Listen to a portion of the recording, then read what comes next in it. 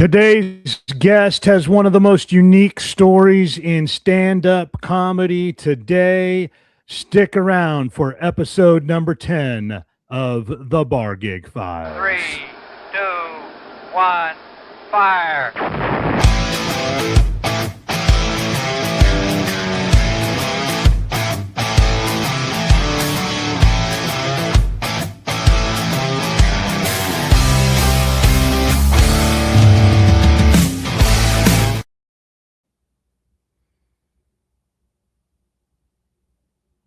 At 6'7", this former college athlete from South Dakota has built a national comedy career through bars, festivals, and relentless road work. He's known for his sharp one-liners, Midwestern storytelling, and even completed a bicycle comedy tour across South Dakota. Let's have a virtual round of applause for Pub and Grub Comedy Tour, Bar Comedy USA superstar, Skyler Bolks, everybody. Hey, thanks for having me, man. Yeah, there he is. There's your round of applause. Hey, buddy. I think, we've been working together for so long. We haven't really had very many face-to-face conversations, have we? I don't think we've ever had any. We've had a handful of conversations on the phone, and that's about as far as it went. Yeah. So this is really cool. I'm glad you could do this. Thanks for being on, man. And Skyler's you're one of the Pub and Grub Comedy Tour originals. Like you've been doing this doing these bar gigs with us with Bar Comedy USA for a long time now, and always get great reviews. So I appreciate you being on, and I like Skyler too because he's from the Midwest, just like I am. Yeah, buddy. South Dakota. You're an Iowa guy, right? Is there a difference that you've noticed in? I'm an Iowa guy originally. That's right. At 6'7", we always put on the promo flyers. Probably one of the tallest comedians you've ever seen, and I got to imagine that before anyone even hears your first joke, they've probably already formed an opinion. Yep, they've probably already What are some of the wildest? Yeah, are there any wild assumptions that people make about you?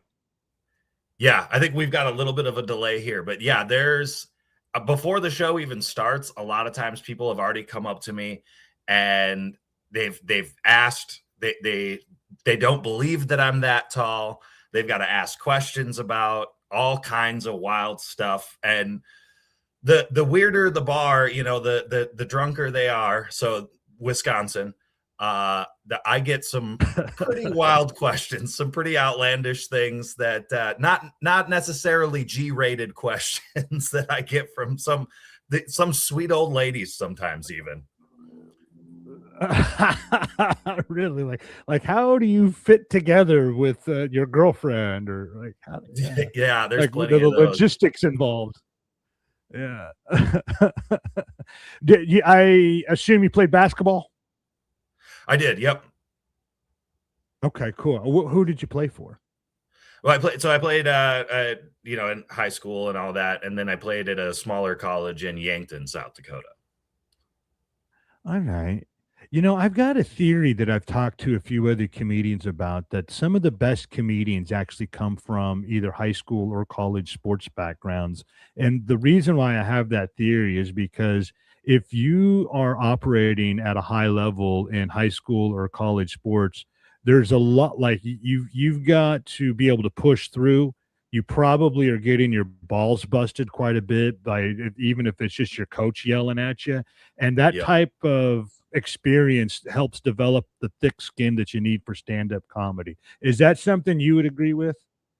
Yeah, and there's a little bit, I mean, to be a comic, you have to have some sort of tenacity. You do have to have that ability to push through.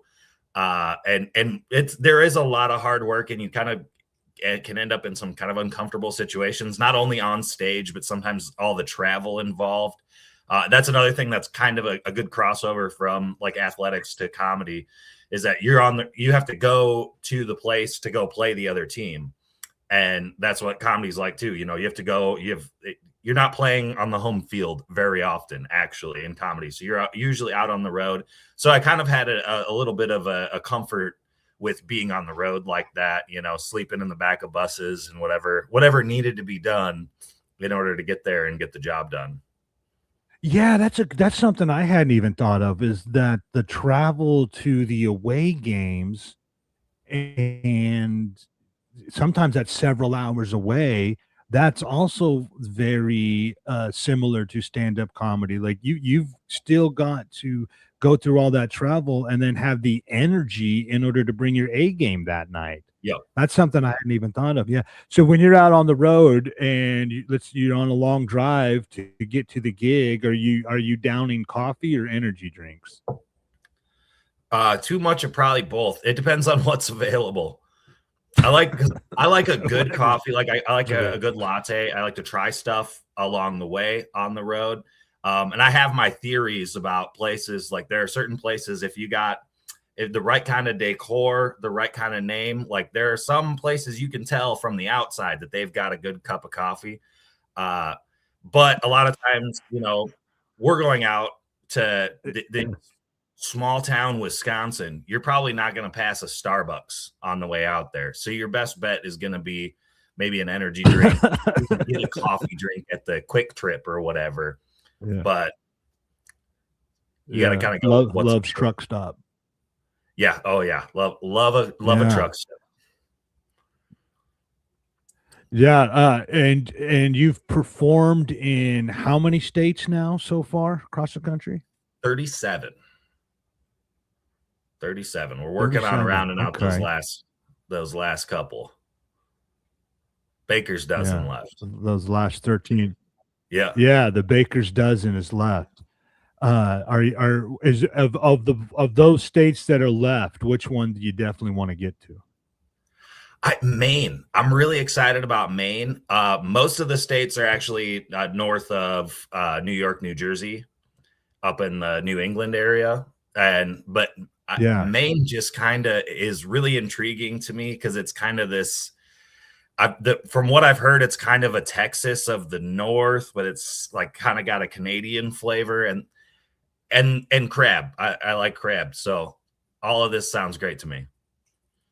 Yeah, yeah. I've done a few shows in Maine. It's beautiful country up there, and I've not heard that analogy before, that it's the Texas of the North, but now that I'm thinking about it, that actually probably is a pretty good description, just with a different accent. Sure. Yep. Yeah. Yeah. They talk more like Canadians. Yeah. Yeah. Yeah. Yeah. What's one thing that you've noticed that all these small town audiences have in common no matter where you go? That's kind of tough because I mean, people are people, right? People like funny, and Yeah. you can go to one town, and a lot of them you can get away with a little bit of dirtier stuff. Like I can pivot into a completely clean show, uh, but it's that part I guess doesn't really cross over because every once in a while Dolores from the church group is there or whatever to make sure nobody's laughing at dirty jokes, and then people all kind of check with her because she's gonna say something about it on Sunday or something. I don't know, but I've had a couple of shows like that. But honestly, people are just there to have fun. For the most part, they don't want religion or politics in the humor. They just want to have a good time. They want to get away from Yeah. all the things that are happening in the world.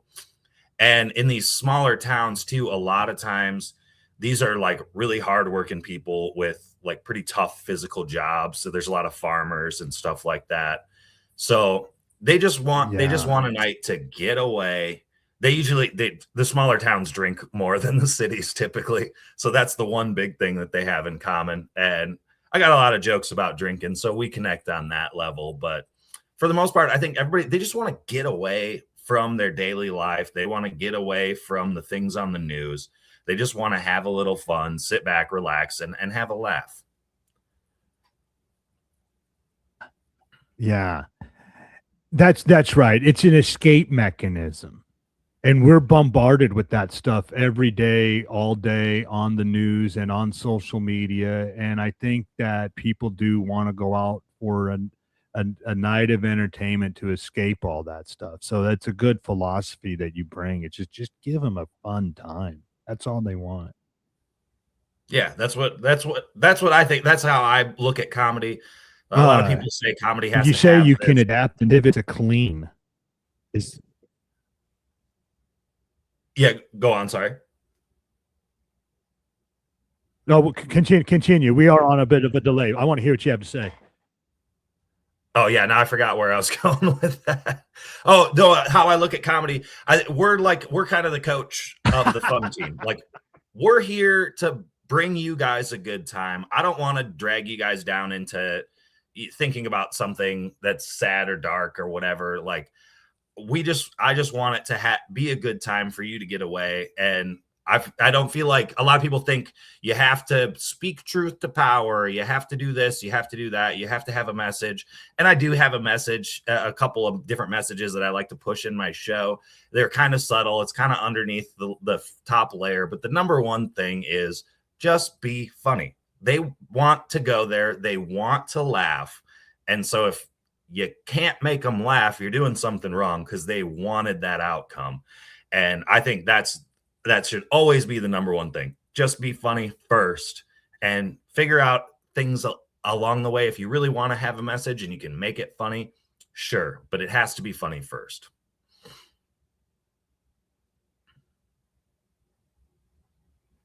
It has to be funny first, absolutely. And a lot of times the message really could even be something lighthearted, like just always have fun.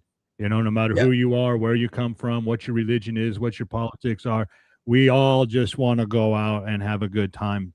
And that's how you can actually unite people just with laughter and having fun. They could be on any side of the political aisle or whatever, but when they're in that comedy crowd, they should be unified with laughter.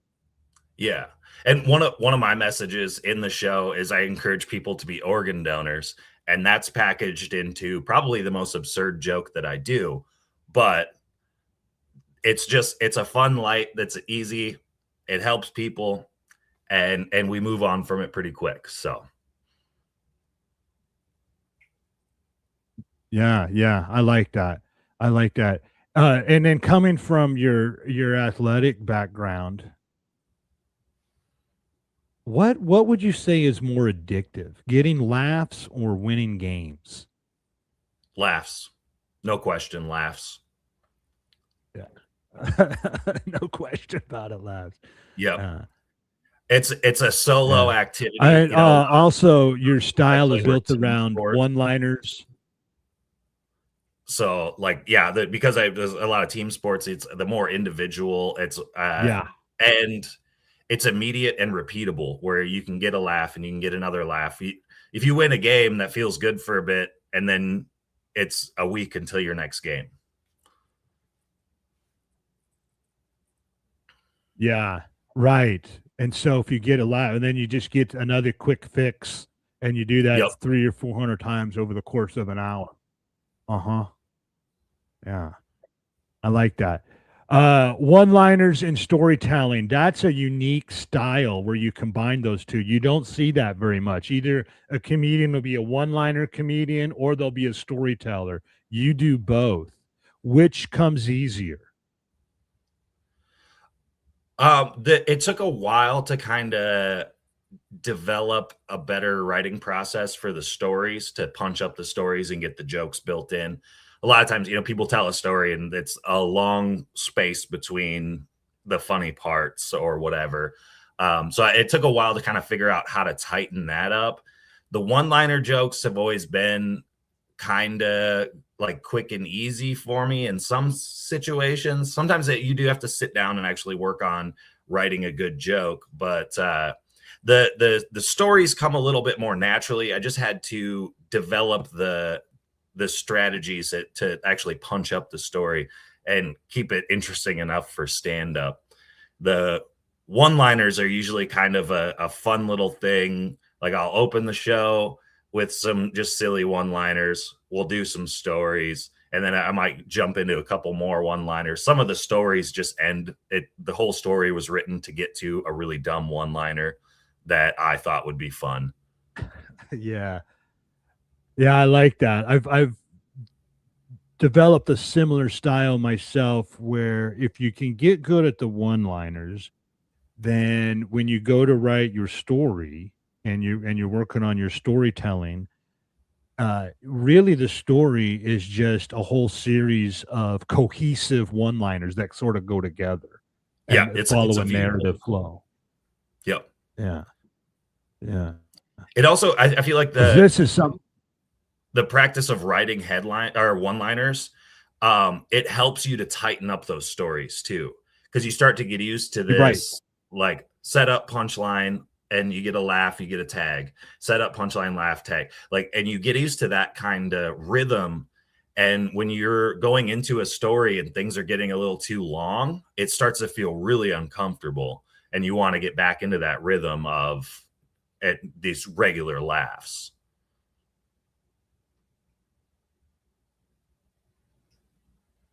Right.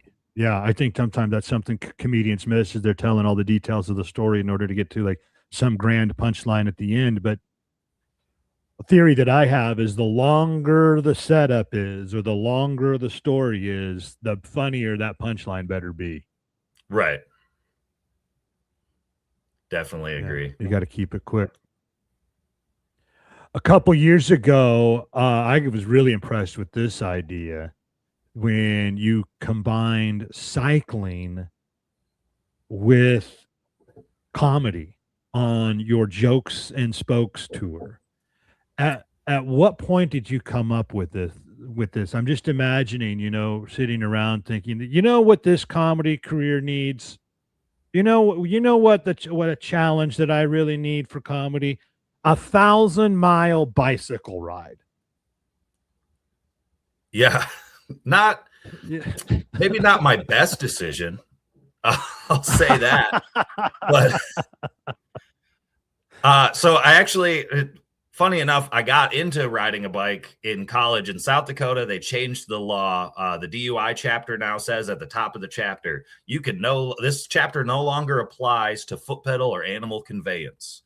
So you can't get a DUI in South Dakota on a bicycle, and you can't get a DUI in South Dakota on a horse anymore.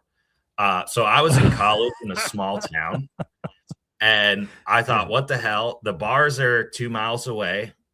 It's a bit of a long walk. I can get on a bike and be there in 5-10 minutes, and I can ride back up to the dorms.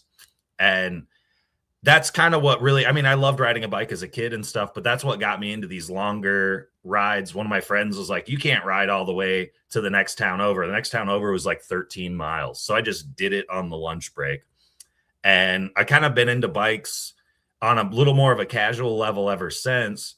And a couple of years back, I trained up to ride Ragbri. There's a big ride across Iowa. There's 20 or 30,000 people that do this ride. It's a big, crazy, it was an incredible experience.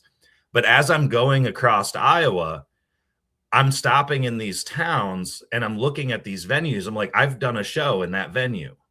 And later that same day, I've done a show in this venue, and the next day, and the next day. And I kept seeing these, and I'm like, there's no reason why I can't. Like, I could have been doing shows this whole week, riding across Iowa. So I just decided to throw it together. I was like, let's go for it. So I did one last year. I did one this year as well. Last year I went north and south across South Dakota, stayed on the east end of the state.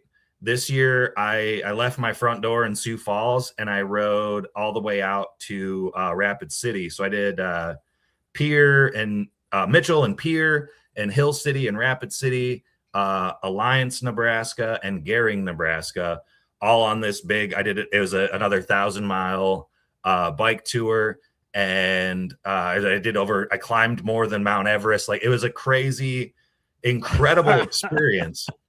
But it is absolutely insane to look at comedy and go, you know what this needs is more travel time. Yeah. I don't spend enough time on the road. I need to do more of that. Yeah, but I need to get as sweaty as possible on my way to the show. Yeah, and then take a shower in a crappy campground shower house if you're lucky. There's a couple of shows I poked a hole in the top of a water bottle and soaped up behind a camper cabin to get cleaned up before doing the show. Oh yeah, that's like an old school Survivor Man trick where you fill Yep. the water bottle and then you hang it from a tree branch or something. Yeah. Yeah, I just did her squeeze style. And Yeah. I wish I could say I've never had to do that when traveling to a show in a car, but I have. So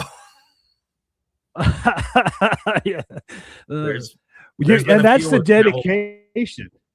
yeah, there's been a few just like travel falls through. There's not a truck stop nearby enough to catch a shower at the truck stop. The hotel's another 40 miles away after the show, whatever it might be. You end up getting yourself into some weird situations being out on the road like this. Yeah, I mean, along on one of those bike rides, did it ever cross your mind? I mean, it had to, where you're like, shit, I don't think I'm going to be able to make this. Yeah. That actually this year, the first ride out to Mitchell, there was a storm that was supposed to come through in the afternoon, and the weather was supposed to be kind of clear up until it came through. And then the storm actually moved in earlier. And by the time I woke up, the storm is already like happening in town. So I decided to kind of wait it out. Well, on the back end of the storm, there was like 20 to 30 mile an hour headwinds. And so I was fighting headwinds like that for 75 miles all the way out to Mitchell. And I actually walked into the theater, leaned my bike against the wall, grabbed a Dr. Pepper, went in the green room, put on my jeans, and went on stage to introduce, because I did a little intro of the show. I didn't have to do my set right up front, but I did a Yeah. little intro for the show, brought up the feature act, and then I got to go back and relax for a little bit. But that was one I did off a full bike ride without the shower. So if you bought Without merch the from me shower. in Mitchell, thank you so much for dealing with my smell by the merch table. Yeah. You got a t-shirt and some body odor. Yep. Little koozie with some Yeah. funk on it. Yeah. Yeah. Whenever I'm in a situation like that, where it might have been a little bit stressful getting into the gig, oftentimes I'll find that winds up being one of my best sets.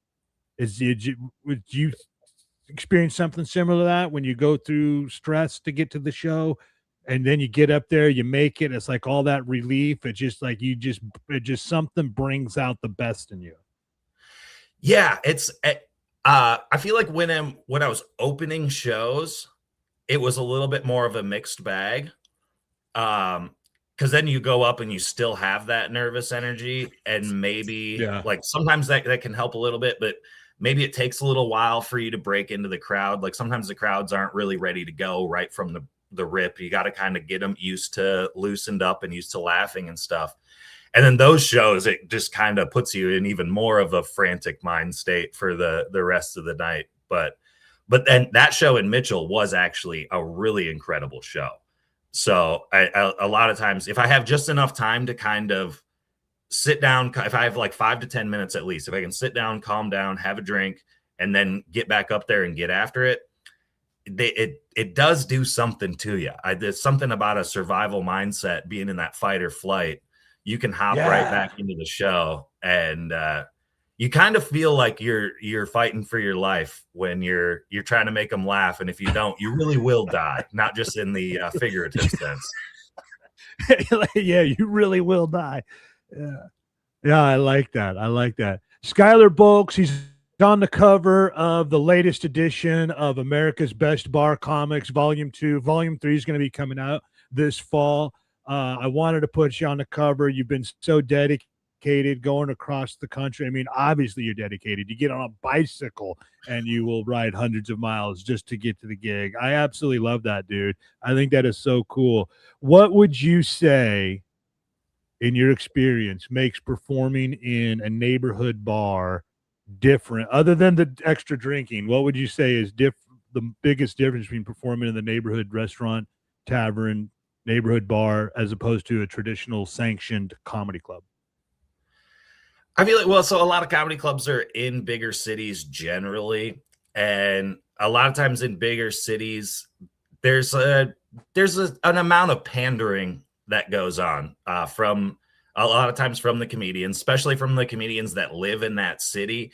You kind of know what people believe and expect, like politically or whatever, and so it's a lot of like local references, or you're really pandering to the bigger crowd or whatever, and that's not always going to fly in the small town, because even in a small town, no matter what you think of what their politics or religion or whatever might be, you can definitely be wrong. I've been in places that you would think would be the most conservative place in the world, and it's actually surprisingly liberal, and vice versa. And so you just have to kind of just stick to being funny. You can't kind of play that edge where you're trying to, like, it's the clapter. It is what I've heard it called. Yeah. So, you tell people what you believe, and then they have to clap for you, and that kind of breaks you into the show. And I don't like any of that. I'm just going to start out by being as funny as possible. I'm going to start out with some silly one-liners so that we can have some fun. And I don't do anything that much different. In a bigger comedy club, I might just really rip, like just start hitting the punchlines and cut out as much fat as possible. In the smaller towns, I kind of want it to be a little more conversational, where I want them to get to know me a little bit, and I want to get to know them a little bit, to make it a little more of a personal show.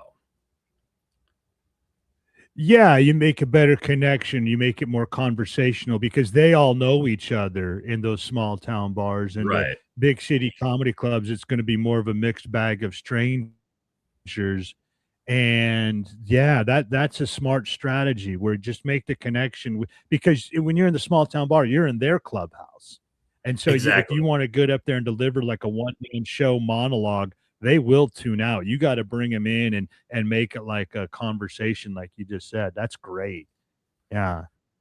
Yeah. And the fact that they all Well, know each other, they're a little more likely to kind yeah. of jump in and rib you back a little bit. And so you got to be ready. You got to be ready to fire back off with those kind of things. And I think that's a little bit of fun, honestly, especially starting working shows with you guys in like Wisconsin was notorious for that. That's right. And you're hitting, you're being relatable, especially in those small town bars. They all know each other, and you could be talking about something that's just some basic everyday life stuff that might frustrate you, but everybody in that town will know the story of Fred who had a similar situation. They'll all start pointing at him, and you're like, Yep. "Whoa, what the hell?" And so then you got to kind of play with that, because if you just roll over and ignore it, they're gonna feel ignored, and then they tune out. Yep. Yep. They want to be seen. They want to be seen. Well, I love it, man. Thanks for taking the time to do this. Go to SkylerBolks.com. Check out his website. Go to barcomictix.com. You can see where Skyler's going to be headlining the Pub and Grub comedy tour coming up soon. And what about your social media? Anything you want them to check out there with jokes and spokes or anything else? Yeah, you can search Jokes and Spokes. All my social media is at Skyler Bolks, Skyler. Don't spell it AR. I've got a lifelong feud with a Skylar who stole my name from my mom in Le Mans class. So that's a whole nother story. Go to my social media. Maybe I'll tell that story someday on there. But everything's at Skyler Bolks. All right. And if you want to check out Skyler's page in America's Best Bar Comics, you can grab that off of Amazon. I appreciate, buddy. Thanks for doing this today. Thanks so much for having me, man. Yeah. Let's hear it for Skyler, everybody. Virtual round of applause. All right, buddy. We'll see you soon down the line. Right on. Thanks, man. Have a good one.